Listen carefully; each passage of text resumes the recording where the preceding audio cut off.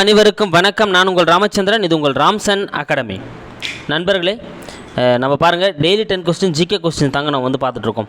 ஓகேங்களா? ஸோ அதை நம்ம என்ன பண்ண போகிறோம், கண்டினியூ தான் பண்ணிகிட்ருக்கோம். 112வது கொஸ்டின் தான் நம்ம வந்து பார்க்க போகிறோம். வாங்க வீடியோக்குள்ளே போகலாம். ஸோ அதுக்கு முன்னால் நம்ம சேனலுக்கு என்ன புதுசாக வந்தால் நம்ம சேனலையும் சப்ஸ்கிரைப் பண்ணிக்கோங்க. கூடவே பக்கத்தில் இருக்க பெல் பட்டனை கிளிக் பண்ணி நோட்டிஃபிகேஷன் ஆல் அப்படின்றதையும் கொடுத்துங்க. அப்போ தான் நம்ம போகிற வீடியோஸ் உடனடியாக உங்களுக்கு வந்துட்டுருக்கோம்.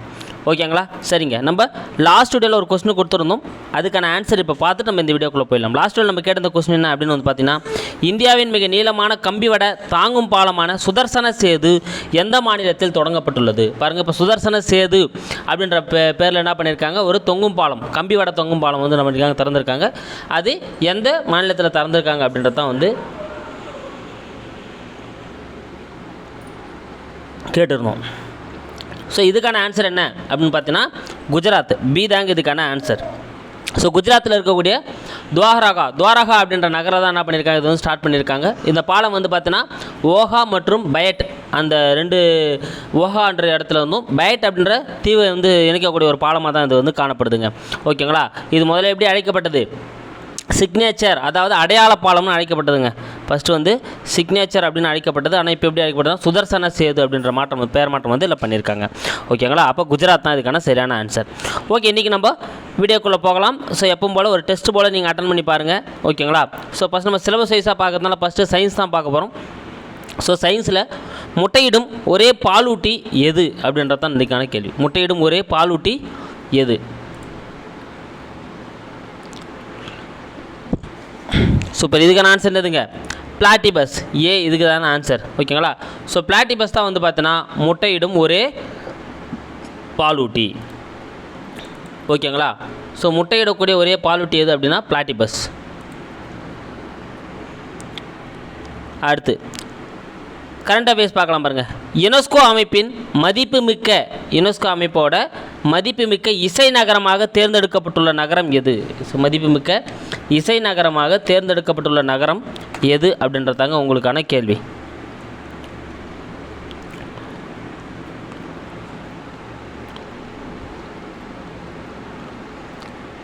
சூப்பர். இதுக்கான ஆன்சர் எதுங்க? குவாலியர். பி தாங்க இதுக்கான ஆன்சர். ஸோ குவாலியர் தான் வந்து பார்த்தீங்கன்னா யுனெஸ்கோ அமைப்போட ஒரு மதிப்புமிக்க இசை நகரமாக வந்து தேர்ந்தெடுக்கப்பட்டிருக்கு. மதிப்புமிக்க இலக்கிய நகரம். ஸோ இலக்கிய நகரமாக தேர்ந்தெடுக்கப்பட்டிருக்கிறது கோழிக்கோடு. ஓகேங்களா? அப்போ நல்லா ஞாபகம் வச்சுங்க. இலக்கிய நகரமாக தேர்ந்தெடுக்கப்பட்டிருக்கிறது கோழிக்கோடு, இசை நகரமாக தேர்ந்தெடுக்கப்பட்டிருக்கிறது வந்து குவாலியர். அடுத்து நம்ம அடுத்த கொஸ்டின் பார்க்க போகிறதுக்கு இப்போ சிலபஸ் வைஸாக பார்க்கறதுனால ஜியாகிரஃபி தாங்க. ஓகேங்களா? ஸோ ஜியாகிரஃபியில் பாருங்கள், இந்தியாவின் முதல் பருத்தி நெசவாலை எங்கு தொடங்கப்பட்டது? ஸோ இந்தியாவோட முதல் பருத்தி நெசவாலை வந்து எந்த இடத்த வந்து ஸ்டார்ட் பண்ணாங்க அப்படின்றது உங்களுக்கான கேள்வி. ஸோ இதுக்கான ஆன்சர் என்னதுங்க? கொல்கத்தா. ஓகேங்களா? பி தாங்க இதுக்கான ஆன்சர். ஸோ கொல்கத்தாக்கு அருகே இருக்கக்கூடிய போர்ட் கிளாஸ்டர் அப்படின்ற இடத்துல தான் என்ன பண்ணியிருப்பாங்க, ஸ்டார்ட் பண்ணியிருப்பாங்க. போர்ட் கிளாஸ்டர் அப்படின்ற இடத்துல தான் என்ன பண்ணியிருப்பாங்க, ஸ்டார்ட் பண்ணியிருப்பாங்க 1818. ஓகேங்களா? அப்போ கொல்கத்தா தான் வந்து இதுக்கான சரியான ஆன்சர். ஸோ இந்தியாவோட முதல் பருத்தி நெசவாலை வந்து கொல்கத்தாவில் தான் ஸ்டார்ட் பண்ணியிருப்பாங்க. அடுத்து நம்ம பார்க்க போகிறது ஹிஸ்ட்ரியில் வந்து டெல்லி சுல்தானியம் தான் நம்ம வந்து பார்த்துட்ருக்கோம். அதில் சச்னாமா என்பது எந்த படையெடுப்பை பற்றி கூறுகிறது? ஸோ சச்னாமா அப்படின்ற நூல் வந்து பார்த்திங்கன்னா எதனோட படையெடுப்பை பற்றி கூறக்கூடிய ஒரு நூலாக வந்து இருக்குது. சூப்பர். இதுக்கான ஆன்சர் என்னதுங்க? அரபியரின் சிந்து படையெடுப்பு. அரபியரோட சிந்து படையெடுப்பை பற்றி சொல்லக்கூடிய ஒரு நூலாக தான் வந்து பார்த்தீங்கன்னா இந்த சச்னாமா அப்படின்றது வந்து இருக்குது. ஓகேங்களா? இது வந்து ஒரு 9ஆம் நூற்றாண்டை சேர்ந்த ஒரு நூலுங்க. ஓகேங்களா? ஸோ 9ஆம் நூற்றாண்டை சேர்ந்த ஒரு நூலை வந்து என்ன பண்ணியிருக்காங்க, அரபிய நூலை வந்து என்ன பண்ணியிருக்காங்க, ஒரு 13ஆம் நூற்றாண்டு நூலாக வந்து என்ன பண்ணியிருக்காங்க, மொழிபெயர்த்திருப்பாங்க. ஓகேங்களா? அந்த நூல் தான் சச்னாமா. இது வந்து அரபியரோட சிந்து பகுதியான படையெடுப்பை பற்றி தான் வந்து இந்த நூல் பற்றி சொல்லுதுங்க. ஓகேங்களா? அரபியரோட சிந்து படையெடுப்பு. அடுத்து 5வது கொஸ்டின் பாருங்கள், பாலிட்டி. ஸோ பாலிட்டியில் நம்ம ஒன்றிய அரசு தான் பார்த்துட்ருக்கோம். அதில் குடியரசுத் தலைவர் தான் நம்ம வந்து பார்த்துட்ருக்கோம். ஸோ குடியரசுத் தலைவரோட கூற்றுகளில் தவறானது எது அப்படின்றத அங்கே நம்ம பார்க்க போகிறோம். ஸோ பார்க்கலாம் பாருங்கள், குடியரசுத் தலைவரோட கூற்றுகளில் தவறானது எது? ஸோ நீங்கள் கெஸ் பண்ணுங்கள், நான் ஒன்று ஒன்றா சொல்லிட்டு வரேன். விதி 266 படி இவரின் சம்பளம் தொகுப்பு நிதியிலிருந்து வழங்கப்படுகிறது. ஆமாங்க, கரெக்டுங்க. ஸோ இவரோட சம்பளம் வந்து பார்த்தீங்கன்னா தொகுப்பு நிதியிலிருந்து தான் வழங்கப்படுது. இது நாடாளுமன்றத்தால் தான் நிர்ணயிக்கப்படுது. ரூபாய் 5 லட்சம் வரல என்ன பண்ணுறாங்க, இது வரல கொடுத்துட்ருக்காங்க. ஓகேங்களா? ஆனால் இது வந்து வாக்கெடுப்புக்கு, சம்பளத்தை பற்றி வாக்கெடுப்புலாம் நடத்த முடியாது. தேர்தல் எடுக்கிறத பற்றி வேணால் வாக்கெடுப்பு நடத்தலாம். ஓகேங்களா? அடுத்து குடியரசுத் தலைவர் சம்பளத்தை குறைக்க இயலாது. ஆமாங்க. ஸோ குடியரசுத் தலைவர் சம்பளத்தை வந்து யாராலையும் எப்போது என்ன பண்ண முடியாதுங்க, குறைக்க வந்து இயலாது. கரெக்டு தான். விதி 360 படி நிதி நெருக்கடி நிலை அமலில் இருக்கும்போது, ஓகேங்களா, ஸோ 360னா நிதி நெருக்கடி நிலை அமலில் இருக்கும்போது சம்பளத்தை குறைக்க முடியும். ஓகேங்களா. ஸோ இதுதாங்க தவறு. ஏன்னா விதி 360 அமலில் இருக்கும்போது கூட குடியரசுத் தலைவரோட சம்பளத்தை குறைக்கக்கூடாது. அவருக்கு எவ்வளோ கொடுக்குறோமோ அந்த சம்பளத்தை அப்படியே கொடுத்துட்டு தான் இருக்கணும். ஓகேங்களா. அப்போது சீதா வந்து இங்கே என்னவாக இருக்குது, தவறாக இருக்குது. அவர் சம்பளத்தை எக்காரணத்தை கொண்டும் நிறுத்த முடியாது. 2 மாத முன்னறிவிப்பிற்கு பிறகு சிவில் வழக்குகளை தொடரலாம். ஆமாங்க. ஸோ அவரை நீங்கள் கைது பண்ணுறதோ இல்லை அவர் மேலே வந்து பார்த்தீங்கன்னா சட்ட நடவடிக்கை எடுக்கிறதோ எடுக்க முடியாதுங்க. ஆனால் என்ன பண்ணலாம், ஒரு 2 மாதத்துக்கு முன்னால் அவர்கிட்ட முன்னறிவிப்பு கொடுத்துட்டு அவர் மேலே என்ன பண்ணலாம், சிவில் வழக்கை வந்து நீங்கள் என்ன பண்ணலாம், பதிவு பண்ணலாம். ஓகேங்களா. ஸோ அவர் வந்து நீங்கள் எக்காரணத்தை கொண்டு வந்து பார்த்தா நீங்கள் பதிவு விலக்கிறதா இருந்தாலும் சரி, அவர் கைது பண்ணுறதுலாம் வந்து முடியாதுங்க. ஆனால் 2 மாதத்துக்கு முன்னால் முன்னறிவிப்பு கொடுக்கணும். இந்த வார்த்தை ரொம்ப முக்கியம். இதுவும் கரெக்டு தான். அப்போ இங்கே எது தவறாக இருந்தது, ஸோ அவரோட சம்பளத்தை குறைக்க முடியும் அப்படின்றது தான் தவறு. எப்படிப்பட்ட காலத்திலும் குடியரசுத் தலைவரோட சம்பளத்தை வந்து குறைக்க முடியாது. அடுத்த 6வது கொஸ்டின் பார்க்கலாம் பாருங்கள். எக்கனாமிக்ஸ். ஸோ எக்கனாமிக்ஸை பொறுத்தவரையில் வந்து பார்த்தீங்கன்னா நம்ம இந்த எப்படி வந்து இந்த வர்த்தகம் வளர்ந்தது அடிப்படையிலேருந்து நம்ம பார்த்துட்ருக்கோம். அதில் டச்சுக்காரர்கள், ஸோ டச்சுக்காரர்கள் சார்ந்த அந்த கூற்றுகளில் தவறானது எதுன்னு நம்ம பார்க்க போகிறோம் பாருங்கள். ஸோ 1602 டச்சு கிழக்கிந்திய கம்பெனி நிறுவப்பட்டது. ஆமாங்க, கரெக்டுங்க. 1602 தான் டச்சு கிழக்கிந்திய கம்பெனி வந்து உருவாக்கியிருப்பாங்க. கரெக்டு தான்.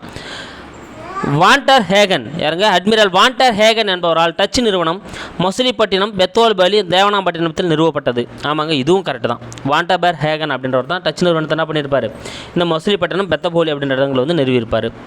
அடுத்து 1610 சந்திரகிரி ராஜாவுடன் பேச்சுவார்த்தை நடத்தி பழவேற்காட்டில் ஒரு தொழிற்சாலை அமைக்கப்பட்டது. ஆமாங்க, 1610 என்ன பண்ணியிருப்பாங்க, பழவேற்காட்டில் வந்து ஒரு தொழிற்சாலை இவங்க வந்து ஸ்டார்ட் பண்ணியிருப்பாங்க. அங்கிருந்த சந்திரகிரி அரசர் வந்து அதுக்கு அனுமதியும் கொடுத்துட்ருப்பார். இதுவும் கரெக்டு தான். இவர்களின் தலைமையிடமாக மசிலிப்பட்டினம் இருந்தது. இது தாங்க தவறு. அப்போ இங்கே என்ன தவறாக இருக்குது, டி தாங்க தவறாக இருக்குது. ஏன்னா இவங்களோட தலைமையிடமாக எது இருந்திருக்கும், பழவேற்காடு தான் இருந்திருக்கும். ஓகேங்களா. டச்சுக்காரரோட தலைமையிடமாக இருந்தது எதுங்க, பழவேற்காடு. ஓகே, இதில் நம்ம என்ன பார்த்தோம், ஸோ 1602 ஆரம்பிக்கிறாங்க. கரெக்டு தான். வாண்டர்பர்க் ஹேகன் தான் வந்து இவங்களோட அந்த டச்சு நிறுவனத்தை வந்து அங்கங்கே அமைச்சிருப்பார். அடுத்து சந்திரகிரி ராஜா கிட்ட பேச்சுவார்த்தை நடத்தி பழவேற்காட்டில் ஒரு தொழிற்சாலை ஏற்படுத்தியிருப்பாங்க. இவர்களோட தலைமையிடமாக வந்து பழவேற்காடு இருந்திருக்கும். அடுத்து 7வது கொஸ்டின் பார்க்கலாம் பாருங்கள். ஐஎன்சி இதில் கேட்கப்பட்ட கேள்வி, இந்தியாவின் மாக்னா கர்ட்டா என்று மிதவாதிகளால் வரவேற்கப்பட்டது எது? ஸோ பாருங்கள், இந்தியாவோட மாக்னா கர்ட்டா இதுதான்பா அப்படின்னு சொல்லிட்டு மிதவாதிகளால் கொண்டாடப்பட்டது இது. நம்ம ஆல்ரெடி நம்ம இதை பார்த்துருக்கோம். ஓகேங்களா. ஸோ இதுக்கான ஆன்சர் என்ன வரும் அப்படின்றத கெஸ் பண்ணுங்கள். ஸோ இப்போ இதுக்கான ஆன்சர் என்னதுங்க, ஆகஸ்ட் பிரகடனம் 1917. ஸோ ஆகஸ்ட் பிரகடனம் 1917 தான் வந்து இந்த மிதவாதிகளால் இந்தியாவின் மாக்னா கர்ட்டா அப்படின்னு சொல்லிட்டு என்ன பண்ணப்பட்டிருக்கும், அழைக்கப்பட்டிருக்கும். ஓகேங்களா. யார் இது வெளியிட்டுருவார்னா Edwin Samuel. So Edwin Samuel Montagu அப்படின்றவர் தான் அறிவிப்பாங்க. இது மாண்டேகு அறிவிப்பு அப்படின்னு சொல்லியிருப்பாங்க. ஸோ ஆகஸ்ட் பிரகடனம், ஆகஸ்ட் அறிக்கை அப்படின்னு அதை சொல்லியிருப்பாங்க. ஓகேங்களா. தான் சொல்லியிருப்பாங்க உங்களுக்கு வந்து டொமினியன் அந்தஸ்து வழங்கப்படும் அப்படின்னு சொல்லிட்டு பண்ணியிருப்பாங்க. இது மூலம் சொல்லியிருப்பாங்க. ஓகே, இதெல்லாம் ஏமாற்ற வேலை தான். நம்ம வந்து உலகப் பொருள் நம்மளை பயன்படுத்துறதுக்காக சும்மா நம்மளை ஏமாற்றிருப்பாங்க. ஆனால் அந்த மிதவாதிகள் என்ன பண்ணியிருப்பாங்க, ஏற்றுக்கணும் இது வந்து இந்தியாவுக்கே வந்து ஒரு மாக்னா கர்ட்டா அப்படின்னு சொல்லிட்டு பண்ணியிருப்பாங்க. இதை வந்து சொல்லியிருப்பாங்க.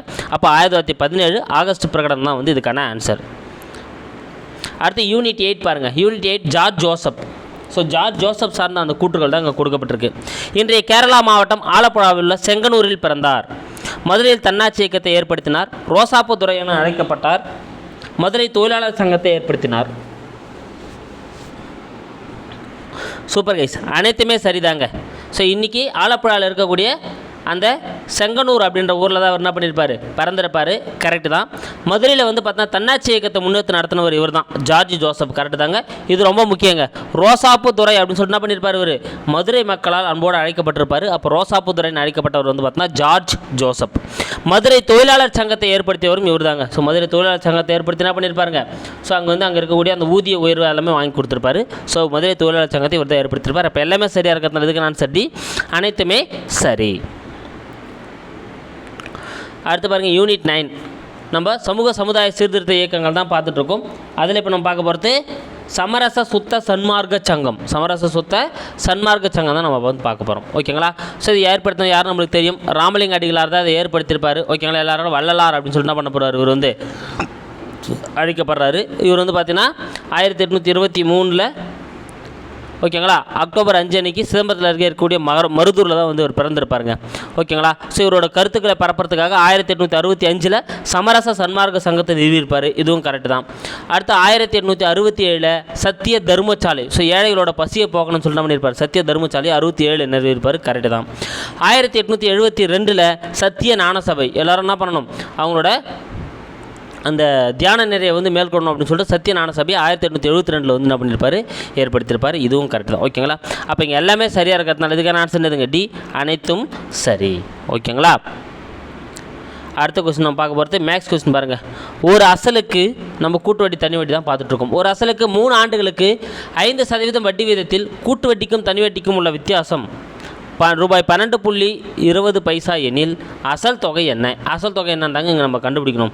ஸோ 3 ஆண்டுகளுக்கான அந்த கண்டுபிடிக்கிறதுக்கான ஃபார்ம்லாம் நம்மளுக்கு தெரியும். 3 ஆண்டுகளுக்கான வித்தியாசம்னா நம்மளுக்கு கொடுத்துட்டாங்க, அசல் மட்டும்தான் நம்மளுக்கு கொடுக்கல. ஓகேங்களா. அப்போ ஃபார்முலா நம்மளுக்கு தெரியும் இல்லைங்களா. அப்போ நம்ம ஃபார்முலா வச்சு என்ன பண்ணலாம், ஈஸியாக நம்ம வந்து ஆன்சர் எடுக்கலாம். P R square by 100 square 3 + r/100. இதுதான் வந்து 3 இயர்ஸ் டிஃப்ரெண்ட்டாக தான் நம்ம கண்டுபிடிக்கிறதுக்கான ஃபார்முலா. நம்மளுக்கு இங்கே என்ன கேட்க சொல்கிறாங்க, நம்மளுக்கு பி தான் வந்து இங்கே நம்மளுக்கு தெரியாது. ஓகேங்களா. ஏன்னா வித்தியாசம் எவ்வளோன்னு கொடுத்துட்டாங்க, 12 ரூபாய் 20 பைசா நம்மளுக்கு கொடுத்துட்டாங்க. சரிங்களா. அப்புறம் நம்ம என்ன பண்ணலாம், அப்படியே சப்ஸ்டிட் பண்ணலாம் பாருங்கள். பி = 5 × 5. ஓகேங்களா. ஏன்னா வட்டி வீதம், ஓகேங்களா. சாரி டைப்பிங் மிஸ்டேங்க, இது வந்து 5% வட்டி வீதம். ஓகேங்களா. இது டைப்பிங் மிஸ்டேக்காக இருக்குது. 5% வட்டி வீதம். அப்போ 5 × 5 / 100 × 100. ஏன்னா 100 ஸ்கொயர்ன்றதால 100 × 100. சரிங்களா. ஸோ அப்போ 3 × 5/100. அப்போ எப்படி எழுதலாம், 1 3 3, சாரி 100 3 300, 300 + 5 305/100ன்னு எழுதலாம். ஓகேங்களா. அப்போ இது எப்படி எழுதியிருக்கலாம், 305/100ன்னு எழுதலாம். அப்போ நான் திருப்பி எழுதுறேன் பாருங்கள். P × 5/5 100/100 100 × 100 305/100. ஓகேங்களா. ஸோ இப்போ நம்மளுக்கு இதுதாங்க லாஸ்ட்டாக வந்திருக்கு. நம்மளுக்கு என்னென்ன வந்திருக்கு லாஸ்ட்டாக,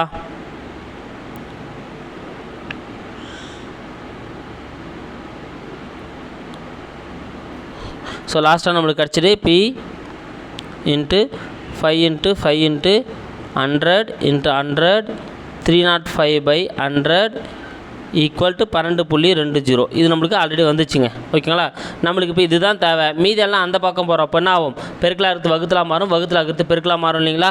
அப்போது 12.20 × 100 × 100 பை 5 5 என்ன ஆகும், கீழே போகும். 5 × 5 305ன்றது என்ன பண்ணிடும், கீழே போயிடும்.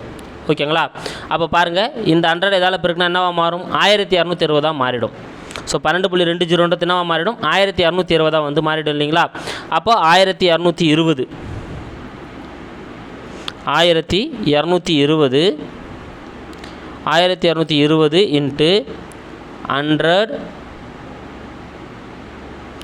100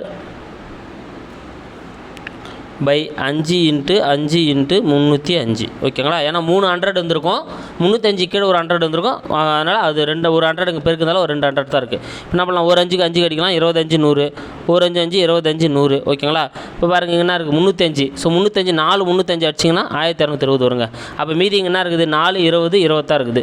அப்போ 4 2 8 80 80 2 16. அப்போ 1600 தான் இதுக்கான ஆன்சர். அப்போ டி தாங்க இதுக்கான ஆன்சர். ஓகேங்களா. நான் ரொம்ப பொறுமையாக சொல்லியிருக்கேன். நீங்கள் எக்ஸாமில் போடுறப்ப வேகமாக என்ன பண்ணிடலாம், நீங்கள் ஆன்சர் எடுத்தலாம். ஒன்றும் இல்லைங்க, நம்ம என்ன பண்ணுவோம், ஸோ நம்மளுக்கு வட்டி சாதவீதம் வட்டிலாம் கொடுத்துட்டு வித்தியாசம் எவ்வளோன்னு கேட்டாங்கன்னா நம்ம அந்த ஃபார்முலா யூஸ் பண்ணுவோம். இங்கே நம்மளுக்கு வித்தியாசமே கொடுத்துட்டு இருக்கிறதுனால நம்ம என்ன பண்ணலாம், டக்கு நம்ம என்ன பண்ணலாம், பி அந்த பக்கம் கொண்டு போய்ட்டு மாற்றி அப்படியே ஆன்சர் எடுத்துக்கலாம். ஓகேங்களா. அவ்வளோதான்.